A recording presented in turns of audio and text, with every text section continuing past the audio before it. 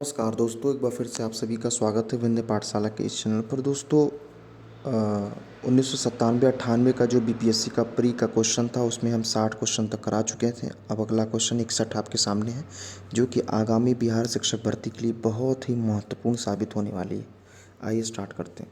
लोकसभा को कार्यकाल पूरा होने के पहले भंग किया जा सकता है। जी हाँ, भंग किया जा सकता है प्रधानमंत्री की सिफारिश पर राष्ट्रपति के द्वारा।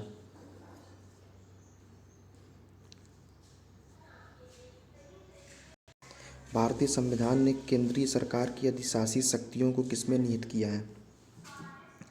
केंद्र सरकार की अधिशासी शक्तियों को भारत के राष्ट्रपति में है। अनुच्छेद 53(1) के अनुसार राष्ट्रपति कार्यपालिका का प्रधान है, परंतु वह इस अधिकार का प्रयोग प्रधानमंत्री व केंद्रीय मंत्रिमंडल के निर्देश के अनुसार ही करता है। लोकसभा का पहला आम चुनाव कब हुआ था? तो 1952 में हुआ था। ठीक है। आमतौर पर भारत के प्रधानमंत्री होते हैं लोकसभा के सदस्य। लोकसभा में के कम से कम कितने सत्र बुलाए जा सकते हैं? वर्ष में 2 बार। वैसे तो 3 बार होनी चाहिए, लेकिन 2 बार तो बुलाना ही बुलाना। अगला, राज्यसभा के सदस्य चुने जाते हैं 6 वर्ष के लिए। राज्यसभा के सदस्य 6 वर्ष के लिए चुने जाते हैं। राज्यसभा का विघटन नहीं होता है। यह एक स्थायी सदन है, किंतु राज्यसभा के 1/3 सदस्य हर दूसरे वर्ष सेवानिवृत्त हो जाते हैं। अर्थात हर दूसरे वर्ष के प्रारंभ में राज्यसभा के 1/3 सदस्य के लिए निर्वाचन होता है। कौन सा राज्य सबसे अधिक प्रतिनिधि लोकसभा में भेजता है? उत्तर प्रदेश 80। दूसरे स्थान पर महाराष्ट्र जो कि 48 है। बिहार है 40 है। पश्चिम बंगाल भी है 42। मध्य प्रदेश 29। ठीक। भारत के सर्वोच्च न्यायालय की स्थापना भारतीय संविधान के द्वारा हुई है। ठीक है।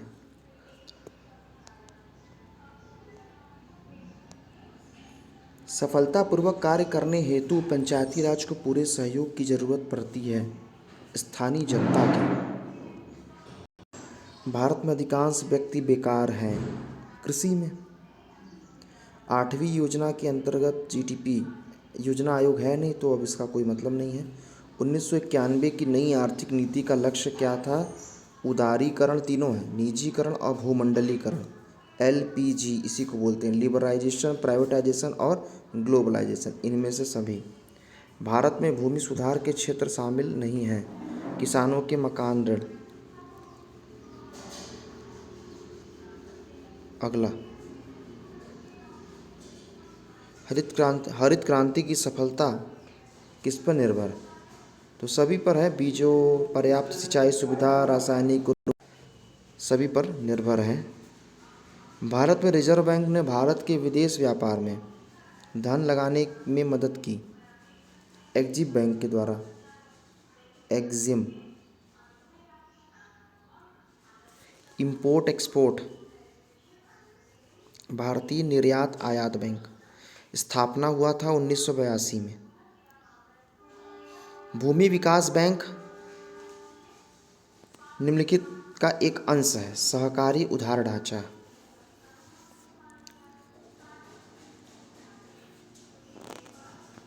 निम्नलिखित में से सबसे बड़ा एकल साधन कौन सा है जिसमें भारत में राजस्व कर से सरकार को आय मिलती है? निगमित कर। अगला,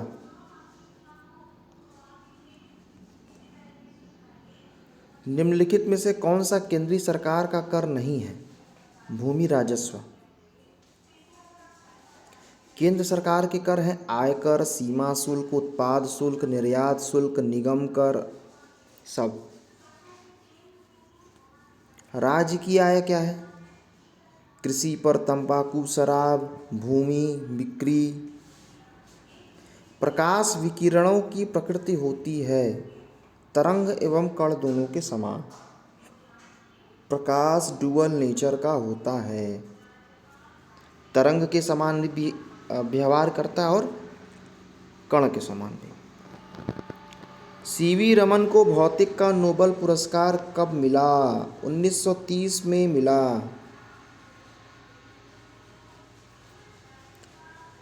स्वीडन के महान वैज्ञानिक व डायनामाइट के आविष्कारक एल्फ्रेड नोबेल की स्मृति में उनके द्वारा छोड़ी गई 10 लाख पाउंड की धनराशि के ब्याज से हर वर्ष 6 क्षेत्रों में महत्वपूर्ण योगदान करने वाले को नोबेल पुरस्कार दिया जाता है। रसायन, भौतिकी, चिकित्सा विज्ञान, शांति, साहित्य, अर्थशास्त्र।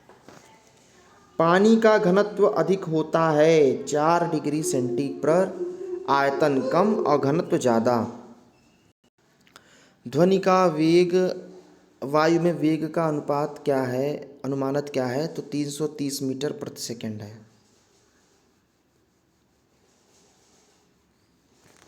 शुष्क बर्फ है ठोस कार्बन डाइऑक्साइड।